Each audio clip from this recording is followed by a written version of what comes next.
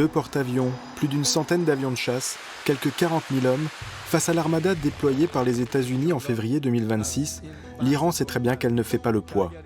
Alors sur qui peut-elle encore compter pour lui apporter son aide ?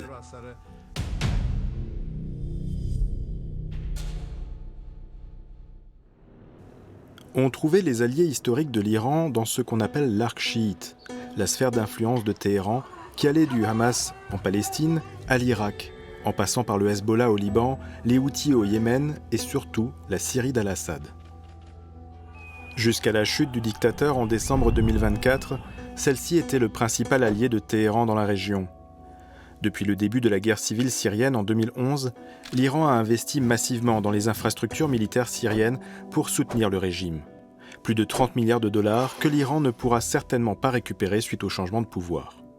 Le nouveau président syrien, Ahmed al-Shara, a plutôt choisi de tourner le dos au régime des Mollahs, dans le but d'obtenir la levée des sanctions économiques américaines et européennes qui frappaient la Syrie, ce que lui a accordé Donald Trump en mai 2025.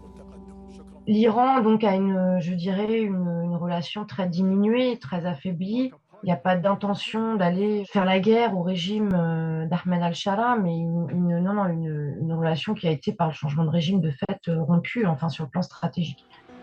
La Syrie permettait à l'Iran d'écouler sa production, mais aussi de contourner les sanctions internationales pour exporter jusque sur le continent européen.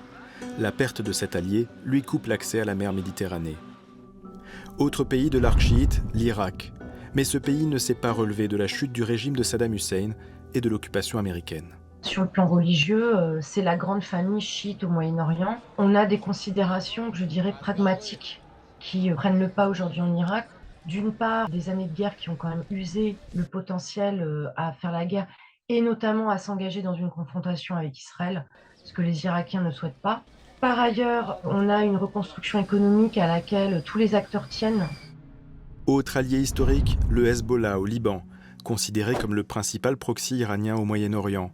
Celui-ci ressort très affaibli de sa guerre contre Israël. Fin 2024, l'explosion coordonnée de milliers de beepers utilisés par l'organisation avait fait 42 morts et près de 3500 blessés dans ses rangs. 10 jours plus tard, une frappe israélienne tuait son chef, Hassan Nasrallah. L'accord de cessez-le-feu qui s'impose alors à cette milice chiite libanaise prévoit son désarmement dans le sud Liban, un objectif que l'armée libanaise prétend atteint depuis janvier 2026. Le Hamas, qui contrôlait jusqu'à 2023 la bande de Gaza, est un autre allié historique de Téhéran qui lui apportait un soutien militaire et financier important. La guerre et l'invasion du territoire de Gaza par Tsahal a évidemment fortement affaibli le Hamas. L'Iran soutient également les rebelles houthis du Yémen qui contrôlent une partie de ce pays au sud de la péninsule arabique. Cette milice chiite affronte l'armée yéménite régulière qui est, elle, soutenue par l'Arabie saoudite. En 2023, Saoudiens et Iraniens se sont rapprochés et sont parvenus à un accord. D'un certain point de vue, cet accord a fonctionné parce que jusqu'en 2023, les Saoudiens étaient la cible de pas mal de frappes houthis, que ce soit sur leurs côtes, que ce soit les navires saoudiens qui transitaient via la mer Rouge, que ce soit des installations et des infrastructures portuaires ou pétrolières saoudiennes. Et donc ça commençait à devenir un vrai problème sécuritaire pour les Saoudiens. Et depuis cet accord avec l'Iran, les Houthis n'ont plus attaqué les intérêts saoudiens de manière directe. Au-delà des alliances historiques avec le Hamas, le Hezbollah, les Houthis, l'Irak et la Syrie, tous désormais très affaiblis, d'autres acteurs ont récemment changé d'attitude vis-à-vis de l'Iran. Ce sont les pays du Golfe, et en particulier justement l'Arabie saoudite.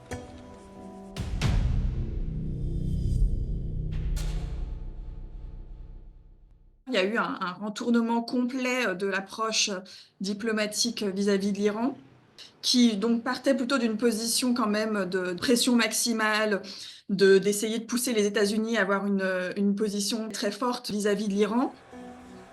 Alors comment expliquer le changement de l'approche diplomatique des pays du Golfe qui étaient jusque-là hostiles à l'Iran ? Il y a cette vision qui est vraiment cruciale et assez existentielle en fait pour le royaume saoudien. que l'économie, la prospérité économique, le développement de l'économie au-delà des secteurs pétroliers va être crucial pour la stabilité du régime et le développement du royaume dans les décennies qui viennent. Et que pour avoir ce développement économique, il faut une stabilité régionale.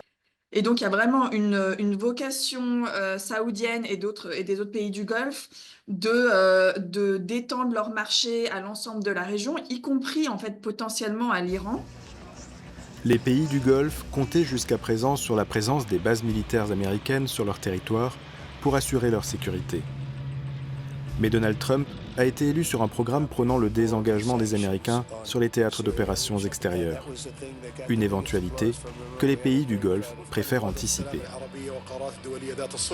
La décision de prendre en main leur diplomatie par eux-mêmes, de ne pas passer que par les États-Unis et d'avoir leur propre canaux diplomatiques avec l'Iran, c'est un résultat direct de ce sentiment de retrait américain et de volonté de prendre en main leur diplomatie et d'être plus autonome dans leur diplomatie vis-à-vis des US. Mais en même temps, il n'y a pas de naïveté dans cette relation avec l'Iran. L'Iran reste avant tout une menace sécuritaire majeure pour ces pays-là.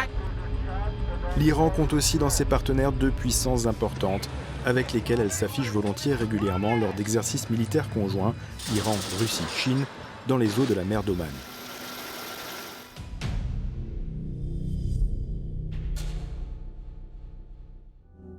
Chine et Russie sont tous deux membres permanents du Conseil de sécurité de l'ONU et disposent donc d'un droit de veto. À ce titre-là, elles peuvent apporter un appui considérable à l'Iran sur le plan international. Les Chinois refusent que de nouveaux paquets de sanctions soient votés contre l'Iran et que les sanctions soient renforcées. Et la Chine, elle a un poids assez important. Et donc, si elle décide de ne pas soutenir ces sanctions internationales-là, ça a un vrai impact. Les pays du Golfe sont quand même plus intéressants que l'Iran aujourd'hui, qui est sous sanctions internationales pour faire du business. Et donc, la Chine, en essayant de trouver cet équilibre-là entre les deux, ne peut pas se permettre d'être trop proche non plus de l'Iran. Côté russe, l'Iran a conclu en janvier 2025 un important partenariat stratégique global dans de nombreux domaines, dont la défense et l'énergie. Vladimir Poutine profite aussi, depuis le début du conflit ukrainien, des drones Shahed iraniens. Mais la Chine et la Russie tiennent aussi à ménager un autre acteur important de la région, Israël. Ces deux États ont des relations très étroites aujourd'hui, en tout cas de plus en plus importantes et étroites avec Israël. Bon, avec la Russie, c'est le cas depuis de nombreuses décennies, mais on voit aussi les Israéliens bâtir aujourd'hui un rapprochement avec la Chine parce qu'ils ont bien compris que ça peut être l'acteur de demain. Pour la Chine et la Russie, l'Iran est un partenaire économique bienvenu, mais encombrant, et surtout pas une priorité stratégique. Il y a vraiment une dimension existentielle dans ce qui est en train de se passer pour le régime iranien et finalement les Chinois sont pas vraiment au rendez-vous pour les soutenir et ni les Russes d'ailleurs. Donc les Iraniens se retrouvent quand même très isolés.